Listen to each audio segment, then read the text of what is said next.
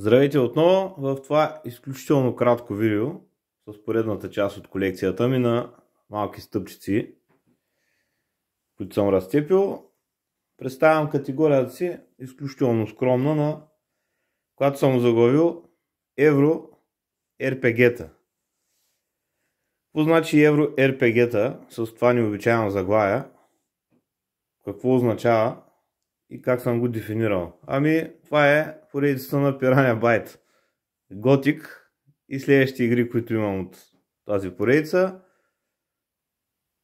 Не съм правил само Gothic, защото те са малко игри там. Не съм правил само на Piranha Bytes, защото има и още една игра, която също е Евро RPG и искам да добавя в тази класация, пък много прилича по някои неща на Gothic, но и по много се различава. И не съм правил като издателят Deep Silver, който беше издателят на последните игри на Piranha Bytes, защото не всички игри са от този издател. Да започна, все пак, вместо само да приказвам. Това е Gothic за PC 1, 2 и 3. Картонена кутийка.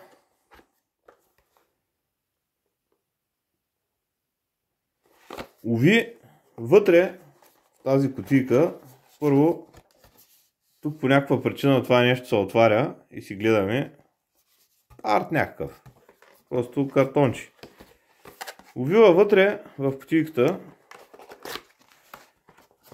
традиционно за половината PC издания, има само някакви жалки дискове в пликчета.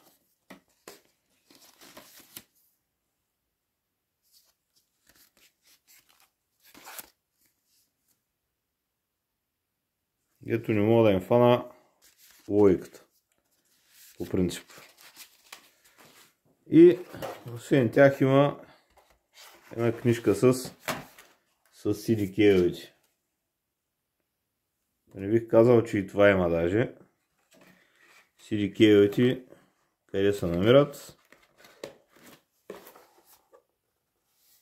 Нямам никаква идея къде се намират CDK-овете в тази картонена кутийка.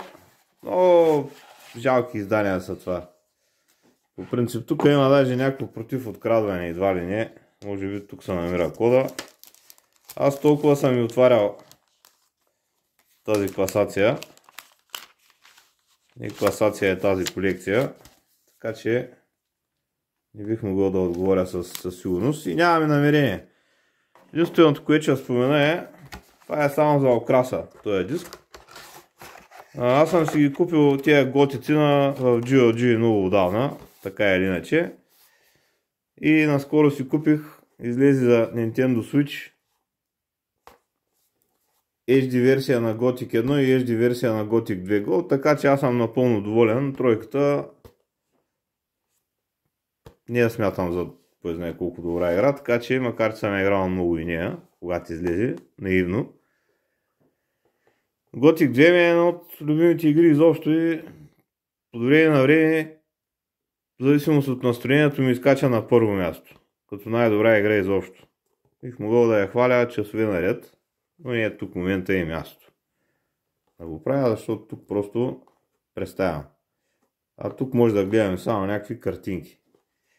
Така че, който иска да играе Gothic, Nintendo Switch, скоро предполагам ще го има и на PC, няма го на други места.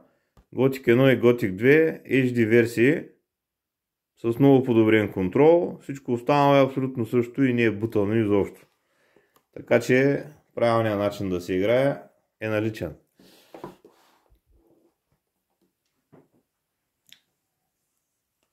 Reason, отново на Piranha Bytes, Deep Silver за Xbox 360.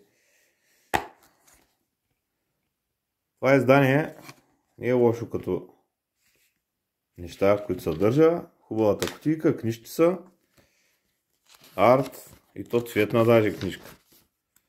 С истинско ръководство. Съдържание.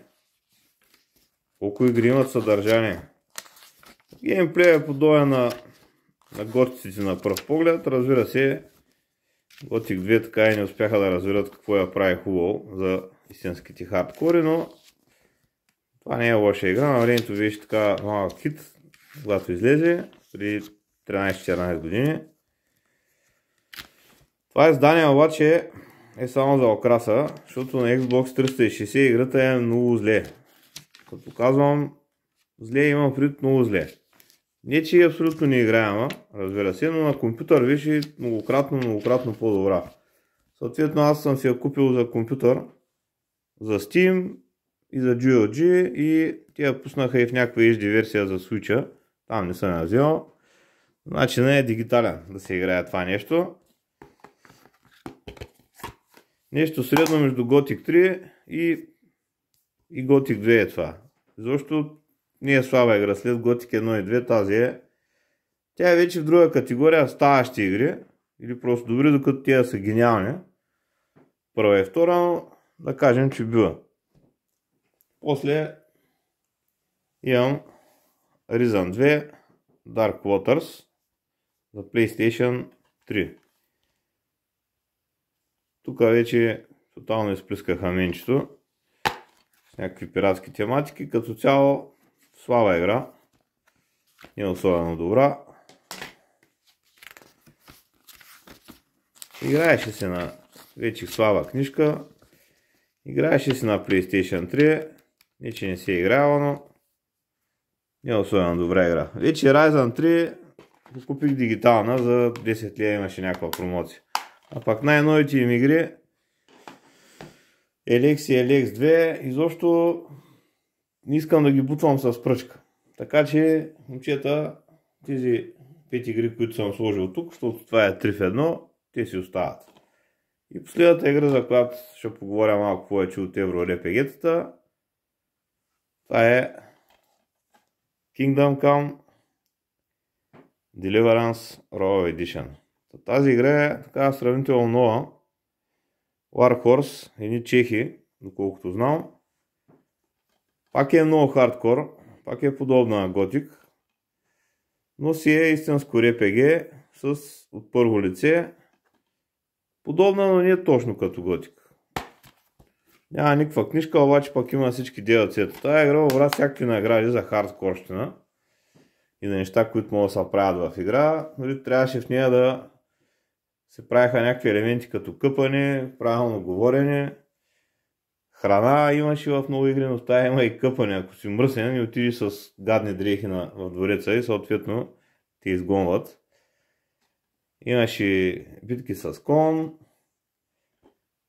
Купил съм си два пъти даже. Веднъж дигитална и веднъж си купих да си имаме физическа.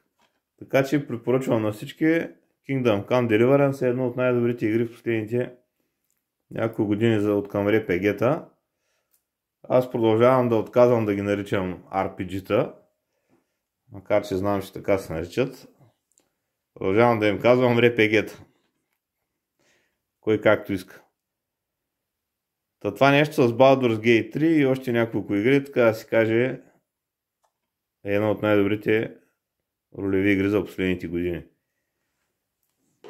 4 скромни диска, но трябваше и тук да отметна, за да мога да продължа към следващите класации.